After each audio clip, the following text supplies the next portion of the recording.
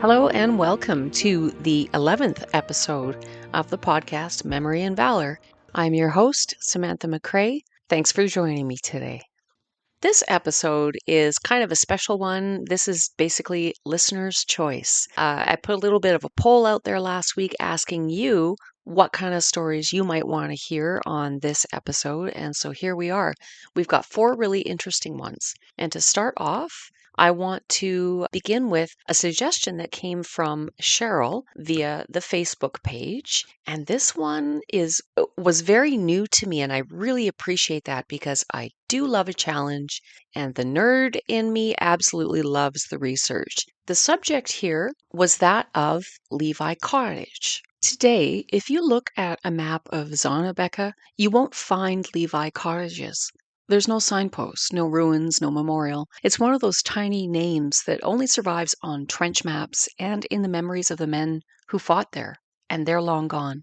But in October 1917, during the Third Battle of Ypres, also known as the Battle of Passchendaele, Levi Cottages was a reference point that was really important. It was a speck of ground that shaped the lives and the deaths of the soldiers holding that sector. The 36th Battalion of the Australian Imperial Force, known as the AIF, the Carmichael's Thousand from New South Wales, was in the line there. And among them was Sergeant Herbert William Nixon, service number 27. He was a 39-year-old engineer from Sydney, Australia, originally born in Antrim, Ireland, a man who had crossed half the world to enlist, leaving behind a brother in New Zealand. By the time Nixon reached the Ypres salient in late 1917, the battlefield had become almost unrecognizable. The Third Battle of Ypres had been grinding on since July. Weeks of shelling had smashed the landscape into a swamp of mud, water-filled craters, and broken tree stumps. Soldiers joked, grimly, that the mud had a personality of its own. And it did. It swallowed rifles, boots, horses, and sometimes men. Levi Cottages sat just off the Zonnebeke Road. Before the war, it had been a small farmstead, and by 1917, it was nothing more than a name on a map. But it marked the left boundary of the 36th Battalion's position. On their right was the Zonnebeke Road. Ahead of them, the Germans held Hill 40, a low rise that gave them a commanding view of the Australian trenches. Not a great thing. Picture in your mind of where the 36th Battalion and Sergeant Herbert William Nixon was on the night of October 1st, 1917. You don't need a trench map. Just imagine a small slice of muddy farmland outside the ruined village of Zonnebeke in Belgium. Levi Cottages, despite the name, wasn't a village or even a row of houses. It was just the name of a little farm that had been completely destroyed by 1917. But on military maps, it became a really important landmark. For the 36th Battalion, it marked the left end of the area they were defending. On the right end of their position was that low rise called Hill 40, which the Germans controlled. Running behind the Australians was the old Zonnebeke Road, a battered track that served as a supply route when the shelling allowed it. So if you imagine a short stretch of ground with Levi Cottages on one side, Hill 40 on the other, and the Australians dug in between, that's where the 36th Battalion was. And Sergeant Nixon in A Company was positioned closest to the Levi Cottages, right where the shelling was heaviest on the night of the 1st of October, 1917. Tiny patch of earth on today's map, but in 1917 it was the entire world for the men fighting there. And this is where the story becomes very personal. On that night, 1st October 1917, the 36th Battalion were under heavy shell fire. The war diary describes it plainly, almost too plainly, as, quote, a great deal of shelling, unquote. But behind that understatement is the reality. The Germans were pounding the line with high explosives, shrapnel shells, trying to break up the Australian positions before they could push toward Passchendaele. At the same time, work parties from the battalion were out burying signal cables. This was one of the most dangerous jobs on the Western Front. To keep communications working, men had to dig trenches 6 feet deep in open ground while shells fell around them. The war diary notes that several casualties occurred during these cable burying operations. Sergeant Herbert William Nixon was one of them. He was killed sometime during that night's bombardment. No one recorded the exact moment. There was no dramatic last stand, no detailed account. Just a man doing his duty in the dark, in the mud, under fire, and then gone. He has no known grave. Like so many who died in the Ypres salient, the ground simply consumed them. His name is now carved on the Menin Gate, among more than 54,000 others who vanished into the mud of Flanders. To understand the ground the 36th Battalion was holding, it helps to look at what sits nearby today, Tyne Cot Cemetery. Most people know Tyne Cot as the largest Commonwealth War cemetery in the world. But in 1917, when Sergeant Nixon was killed, Tyne Cot wasn't a cemetery at all. It was actually a German strongpoint. It was a cluster of concrete pillboxes dug into the ridge overlooking the battlefield.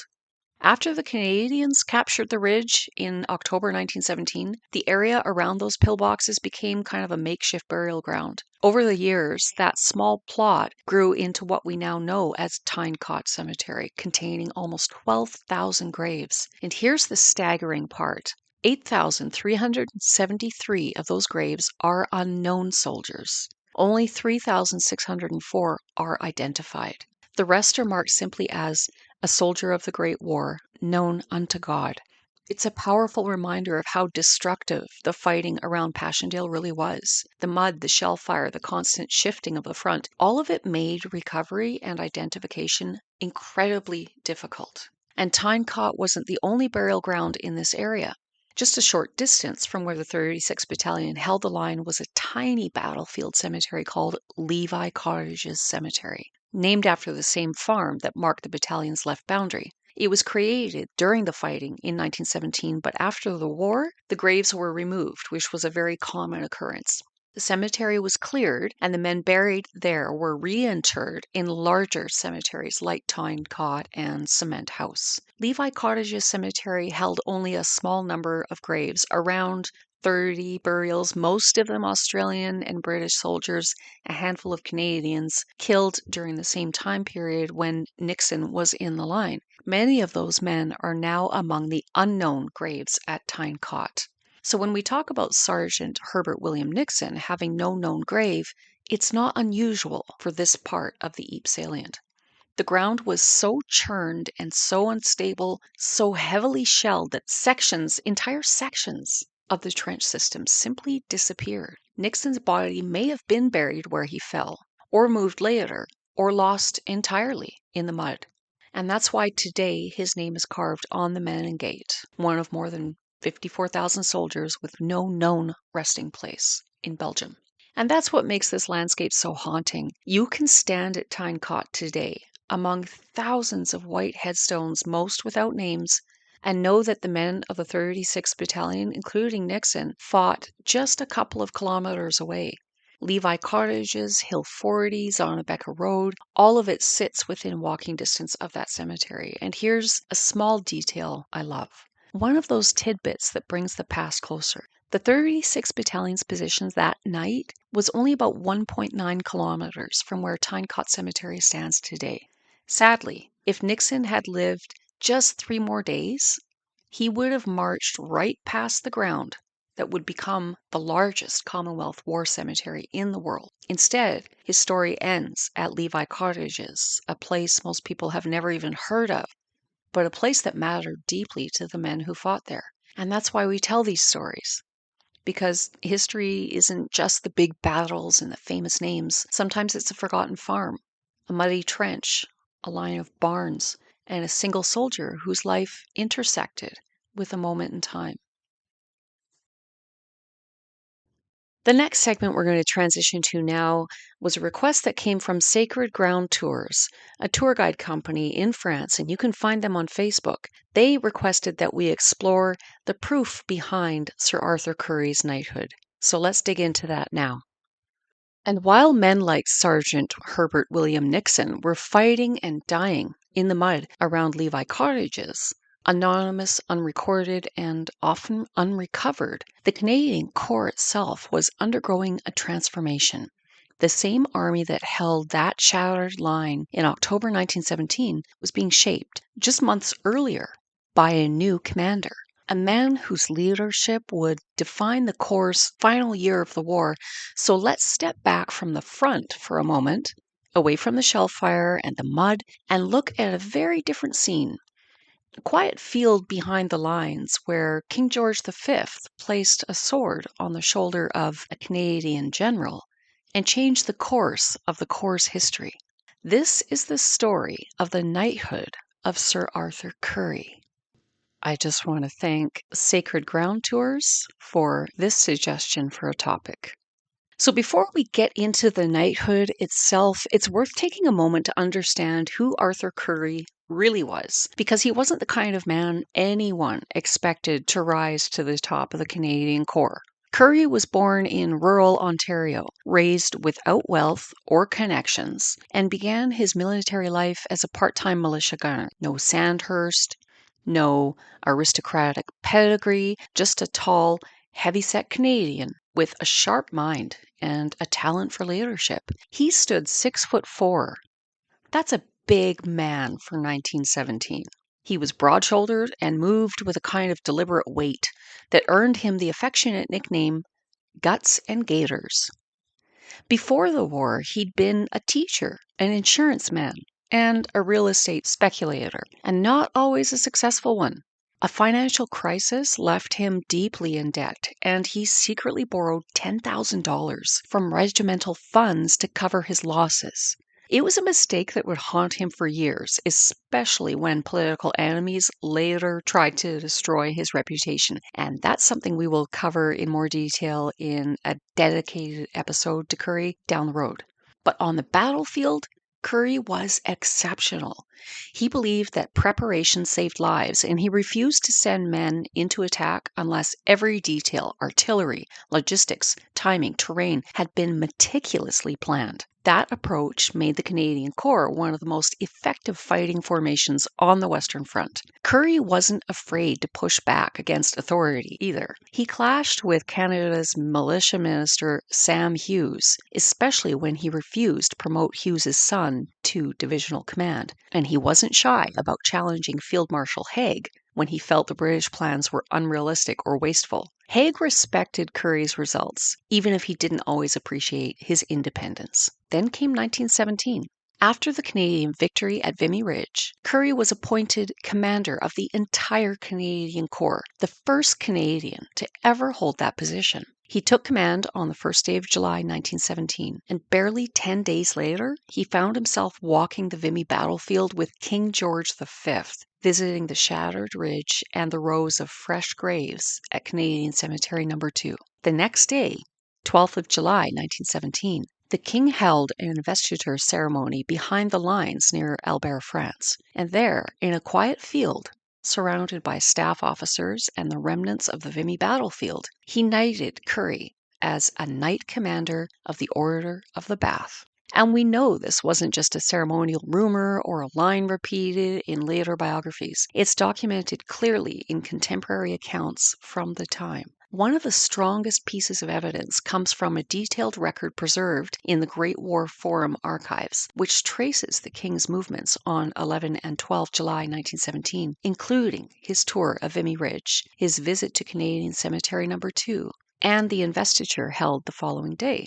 Period photographs also exist showing King George V conferring the honor on Currie in the field, with the caption identifying the date and location as 12 July 1917 near Albert. And remarkably, there is surviving film footage of the ceremony itself, and this is provided by the Imperial War Museum in London, England. Brief but unmistakable, showing the king stepping forward, touching Currie's shoulder with the sword, and completing the act of knighthood. It's one of those rare moments where the grainy images of the Great War suddenly come alive. Taken together, these sources give us a clear, verifiable picture. Currie was knighted in the field by King George V on 12 July 1917, just 10 days after assuming command of the entire Canadian Corps. And that's what makes this moment so significant. It wasn't a post-war honor handed out in hindsight. It was real-time recognition by the king himself, and that the Canadian Corps had become one of the most formidable fighting forces on the Western Front, and that its new commander was a man worthy of leading it. Currie's knighthood symbolized something larger than personal achievement. It marked Canada's emergence as a nation capable of planning its own operations, commanding its own troops, and shaping its own military destiny. Currie would go on to plan and execute some of the most important operations of 1917 and 1918: Hill 70, Passchendaele, Amiens, and the Drocourt-Queant line, and the final advance to Mons. But on that July day in 1917, all of that was still ahead of him. What the king was acknowledging was potential, the promise of a commander who understood that the best way to win battles was to protect the lives of the men who fought them. That's the Arthur Currie who knelt before the king, a militia gunner turned general, a man shaped by controversy and brilliance, and the leader who would guide the Canadian Corps through its greatest tests. Our next segment came from a request from Glenn Campbell, a historian and the great-grandson of Archibald Glenlyon Campbell, who was the founder of the 107th Battalion, also known as the Timberwolves. This one is really, really interesting. Thank you, Glenn, for suggesting this. Let's get into it. Currie's knighthood marked a moment when Canada was stepping onto the world stage, a commander recognized by a king, leading one of the most effective fighting forces on the Western Front. But while Currie was shaping the Corps from the top, the Canadian Expeditionary Force was also being built from the ground up by men who came from very different worlds. Men who didn't wear tailored uniforms or move in royal circles, but who carried the raw, restless energy of the prairies with them into the war.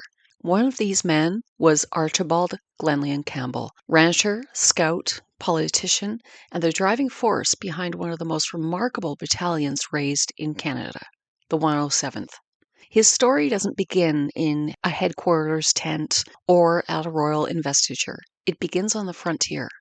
Archibald Glenlyon Campbell was one of those larger-than-life prairie figures who seemed to stride straight out of a frontier novel. As historian and great-grandson Glenn Campbell III writes in A Man of Worth, he was born at Fort Pelly in 1863, the son of a Hudson's Bay Company chief trader, and grew up in a world shaped by fur brigades, buffalo trails, and the last days of the Old Northwest. His childhood was spent among the Cree, Métis, and settler communities, and he absorbed the languages, the customs, and the rhythms of the prairies in a way that few white Canadians of his era ever did. He was educated in Scotland, but the prairies were always in his blood. When he returned to Canada, he helped establish the community of Gilbert Plains, married Harriet Burns, who was a Métis herself, and built a life that blended frontier toughness with political ambition. His great-grandson, Glenn Campbell III, describes him as a man who could move comfortably between worlds: the rancher's corral, the trapper's cabin, the legislative chamber, and the council lodge. By his early 20s, Campbell had already lived more than most men twice his age. He fought at the 1885 Northwest Rebellion as a scout, and his great-grandson in the book A Man of Worth notes that he was promoted to captain at Batoche for his coolness under fire. After that, he drifted through a series of frontier occupations: rancher, trapper, prospector, Klondike adventurer, the kind of roles that hardened him physically and gave him a reputation as a man who could handle himself in any situation. He eventually entered politics, serving first in the Manitoba legislature and later in the House of Commons. But after losing his seat in 1911, he accepted the position of Chief Inspector of Indian Affairs in Western Canada. His great-grandson, Glenn Campbell III, emphasizes that this role placed him in constant contact with Indigenous communities across the prairies. He knew their leaders, their families, their hardships, and their strengths, and they knew him. This relationship would become central to the story of the 107th Battalion. When the First World War broke out, Campbell saw something others didn't. He saw the potential of Indigenous soldiers. He began lobbying Ottawa as early as 1914 to form a battalion composed entirely of Indigenous men. He believed they were being overlooked, and he believed, fiercely, that they deserved the chance to serve. He also proposed a battalion of Indigenous men and prairie cowboys, men who could ride, shoot, and survive in harsh conditions. This was a very unconventional idea, but Sir Sam Hughes approved it. Campbell was made a major, attached to the 79th Battalion, and then, after proving he could recruit, he was authorized to raise his own unit. In November 1915, he was given command of the 107th Infantry Battalion with the rank of Lieutenant Colonel. And this is where Campbell's legend really takes shape. The 107th had no militia roots, no existing structure, no built-in recruiting base. It depended entirely on Campbell's reputation, and he delivered. With the motto, "Follow me," and the regimental march, "The Campbells are coming," he attracted 1,741 volunteers, including more than 500 Indigenous soldiers from across Canada. They came mostly because they trusted Campbell personally. They knew him from his Indian Affairs work, or they knew his family name. It was this unique mix of prairie settlers, Métis and First Nations recruits, men who grew up hunting, trapping, guiding, and working in the bush, that earned the battalion its later nickname, the Timberwolves. These were men who could move through rough country with confidence, who understood the land, who were used to long days, hard work, and harsh weather. They brought that same endurance and quiet toughness into military life. The battalion didn't just adopt the name, they embodied it. Campbell secured permission from Duncan Campbell Scott to recruit underage boys from the residential schools at Brandon and Elkhorn. That, in today's world, can be a touchy subject. However, at the time, it was useful and probably good for both parties. He rejected 600 candidates and still reached full strength in just 3 months. Inspectors reported that his men were, quote, very good, of good physique, and above average intelligence, end quote. By June 1916, the 107th was training at Camp Hughes. Campbell's own health faltered here. A serious kidney infection sent him to hospital for months, but the battalion held together. And when they sailed for England in September 1916, Campbell was the senior officer aboard, commanding all 5,000 troops on the ship. Once overseas, the 107th was spared the usual fate of being broken up for reinforcements. The Canadian Corps needed pioneer battalions, units that could build roads, dig trenches, and keep the front moving under fire. And Campbell insisted his men were perfect for the job. His superiors agreed, especially believing that Indigenous soldiers would work better under officers they trusted. In early 1917, the 107th Pioneer Battalion crossed to France, the last complete unit from Western Canada to join the Corps. During the Canadian assault on Hill 70, the Timberwolves were thrown into the thick of it. Their task was simple in theory, but brutal in practice: keep the roads open. Without those roads, artillery couldn't advance, ammunition couldn't reach the guns, and the infantry would be stranded on the slopes.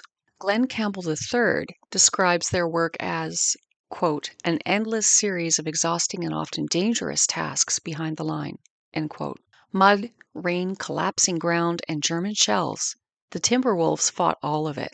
Campbell earned himself one of his 2 mentions in dispatches for his leadership during this period, praised for sustaining morale when conditions were at their worst. And then came Passchendaele.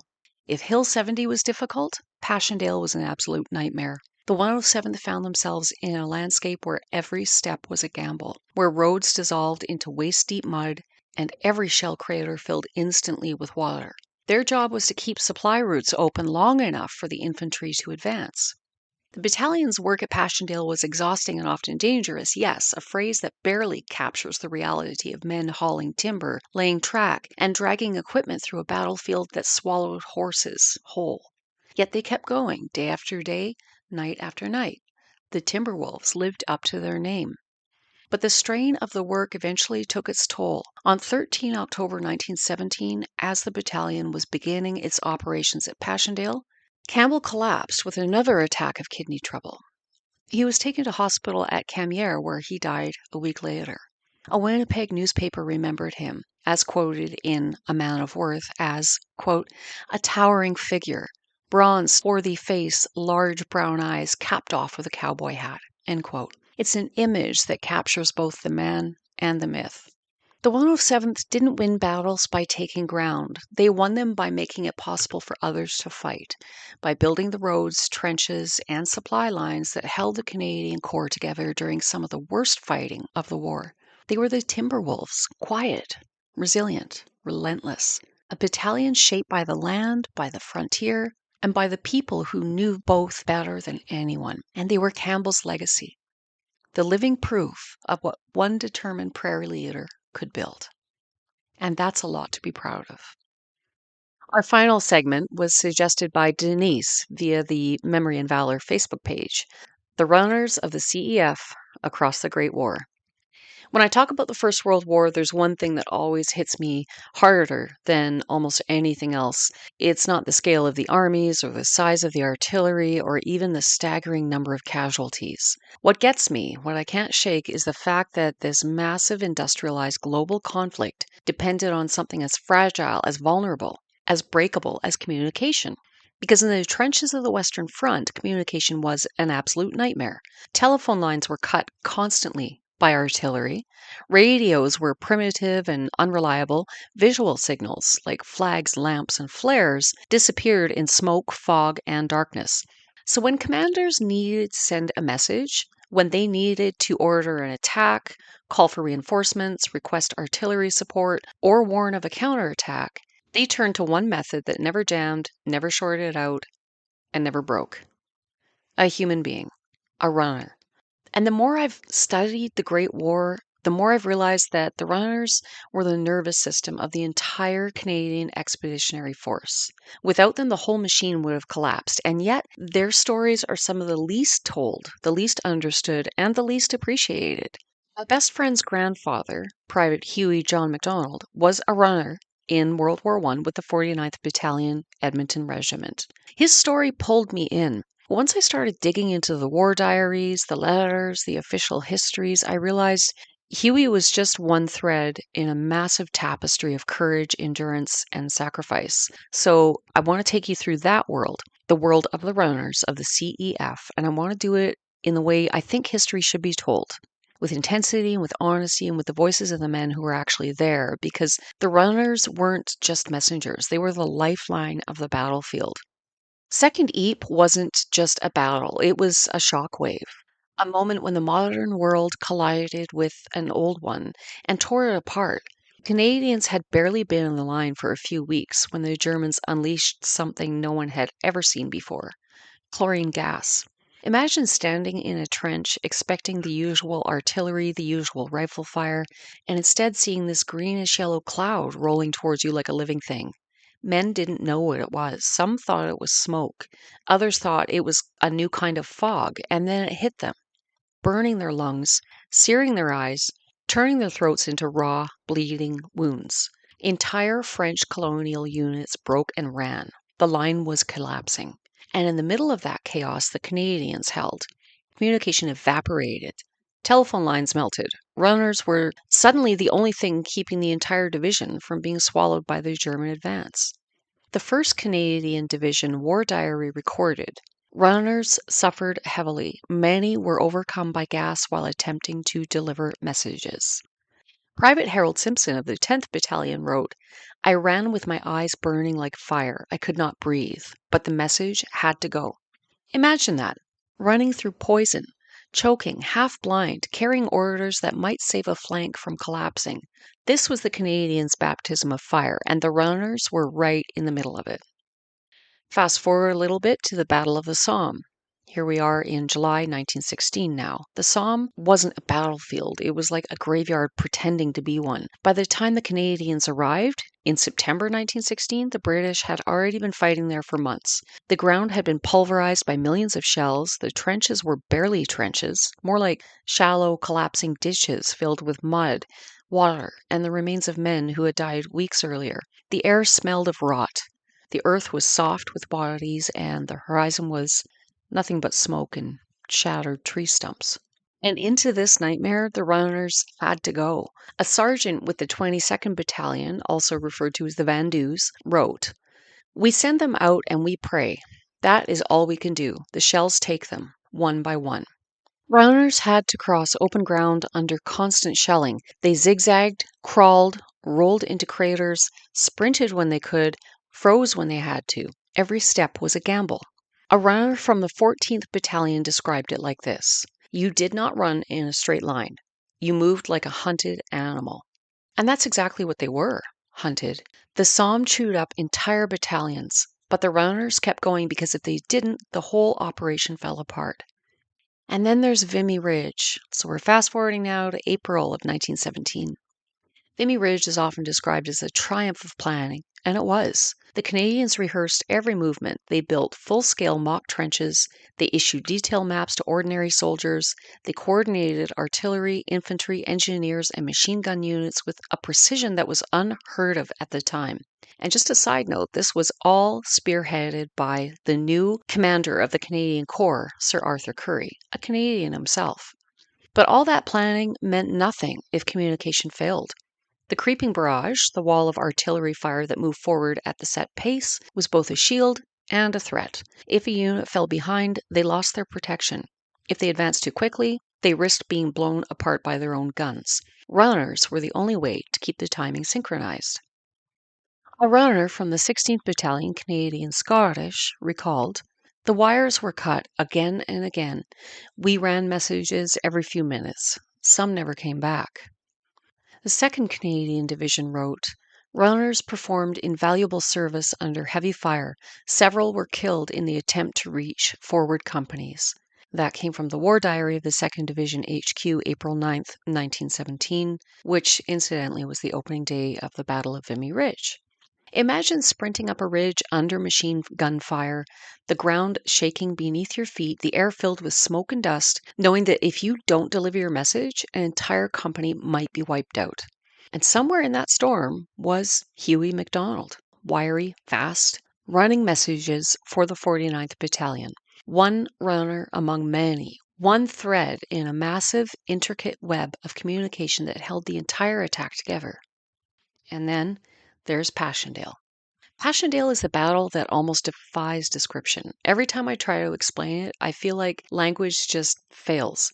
Because how do you describe a battlefield that wasn't really a battlefield anymore? How do you describe a place where the earth itself had turned against the men fighting on it? The mud at Passchendaele wasn't just mud. It wasn't the kind of mud you get after a heavy rain or a spring thaw.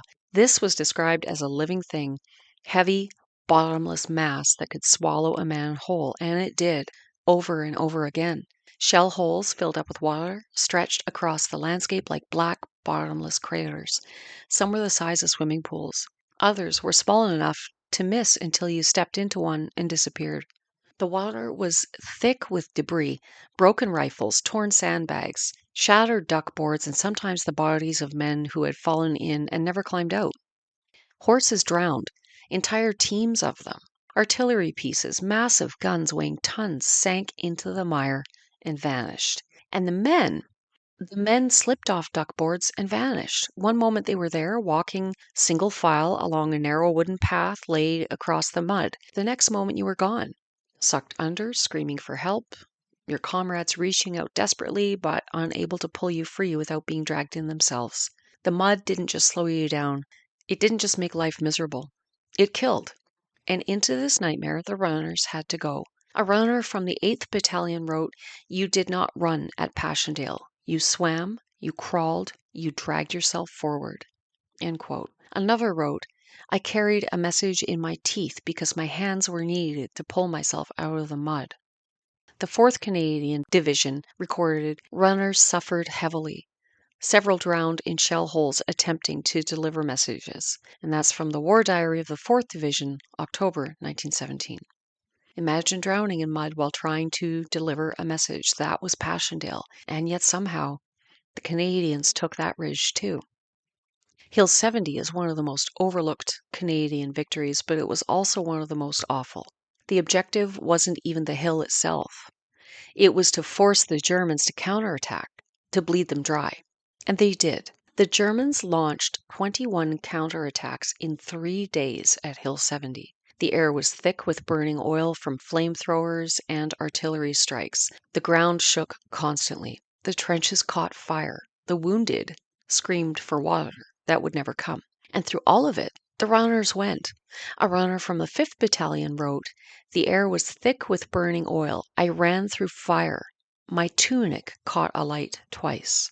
The 1st Division noted, Runners continued to deliver messages despite intense machine gun fire and heavy casualties. That's the War Diary from the 1st Division, August 1917. Hill 70 wasn't just a battle, it was a furnace, and the runners were the ones carrying messages through the flames. In 1918, everything changed. The Canadians weren't stuck in trenches anymore, they were advancing fast. The 100 Days campaign was a series of rapid, coordinated offenses that shattered the German lines and pushed them back mile after mile. But rapid movement meant chaos. Headquarters shifted constantly. Units leapfrogged each other, and the front line moved miles in a single day. Maps became outdated within hours. Telephone lines couldn't keep up. Runners became the only reliable way to keep the advance coordinated. And a runner from the 44th Battalion wrote, "We ran until our legs gave out. Then we walked. Then we ran again." The 3rd Canadian Division summed it up. Runners were indispensable. Without them, the advance could not have been maintained. The war ended not with a slow fade, but with a sprint, and the runners were the ones keeping pace.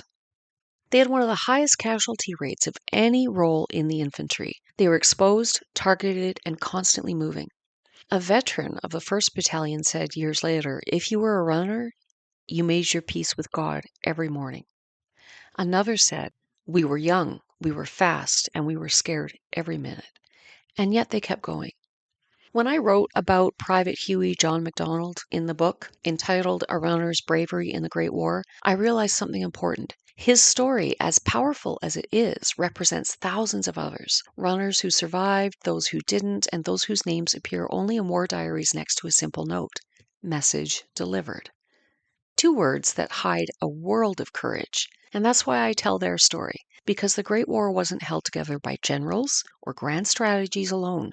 It was held together by individuals, young men running through fire, mud, and terror with nothing but a message and the will to deliver it. Their footsteps echo through every Canadian battle in the First World War. And today, through this episode, I hope they echo a little louder. When I step back from all of this, from the runners, the battles, from the mud and the fire and the chaos, I'm left with one overwhelming thought. The Great War wasn't held together by strategy alone. It wasn't held together by the generals or maps or plans. It was held together by people, ordinary people doing impossible things. And that's something I keep coming back to when I think about the 107th Battalion, the Indigenous labor and pioneer battalion that carved roads, built trenches, laid track, and kept the Canadian Corps moving forward. They weren't runners in the literal sense, but they were runners in spirit, the ones who made it possible for the Army to function at all. They built the paths the runners ran on. They carved the roads the guns rolled down. They turned impassable ground into something the Corps could advance across. The 107th didn't always get the recognition they deserved, but their work was the backbone of the Canadian advance. And in that way, they were part of the same story, the story of the people who kept the machine alive. But Levi Cottages and Tyne Cot Cemetery, places like that force us to look at the whole story, not just the heroism, but the cost. And then standing above all of this is Sir Arthur Currie, the man who led the Canadian Corps through its greatest victories, a man who understood better than most that wars aren't won by glory. They're won by logistics, by planning, by communication, by the men who carry the messages and the men who build the roads and the men who hold the line when everything is falling apart. Currie was knighted for his leadership, and he deserved it. But I think even he would have said that the honor belonged just as much to the men under his command. The runners, the pioneers, the infantry, the gunners, the stretcher bearers, the engineers, the men who made the impossible possible. When I look at all of this together, the runners sprinting through fire, the 107th carving paths through the earth, the cemeteries like Levi Cottage and Tyne Cot, the men who never came home, and Currie guiding the Corps with a steady hand, I see a single story. A story about endurance and a story about connection, about how every victory, every advance, every movement of survival depended on people whose names we don't always remember. And that's why I tell these stories. That's why I talk about Huey MacDonald and the runners and the 107th and Levi Cottage and Sir Arthur Currie, because they're all a part of the same thread that runs through the entire Canadian experience of the Great War. a thread made of courage, sacrifice, resilience, and the quiet determination to keep going no matter what. The war was a storm of steel and mud and fire, but inside that storm were real people doing their best to hold the world together. And today, more than a century later, we can still hear their footsteps. Before I close today's episode, I want to take a moment to acknowledge the people who shared the stories you've just heard, because history isn't something we uncover alone, it's something we build together piece by piece, through the memories we preserve and the questions we ask. So a heartfelt thank you to Cheryl, who brought forward the story of Levi Cottage and Sergeant Herbert William Nixon. Your suggestion opened a window into the lives of men who carried the war to their final resting place. The ones who fought those long battles. Their stories matter, and I'm grateful you helped bring them into the light. Thank you to Glenn Campbell, who suggested the story of the 107th Timberwolves Battalion and shared the legacy of his great-grandfather, Archibald Glenlyon Campbell, the founder of the 107th. The Timberwolves carved the very roads the Canadian Corps advanced on, and their contribution deserves to be remembered with pride and clarity. Your family's connection to that history adds a depth that can't be found in any archive.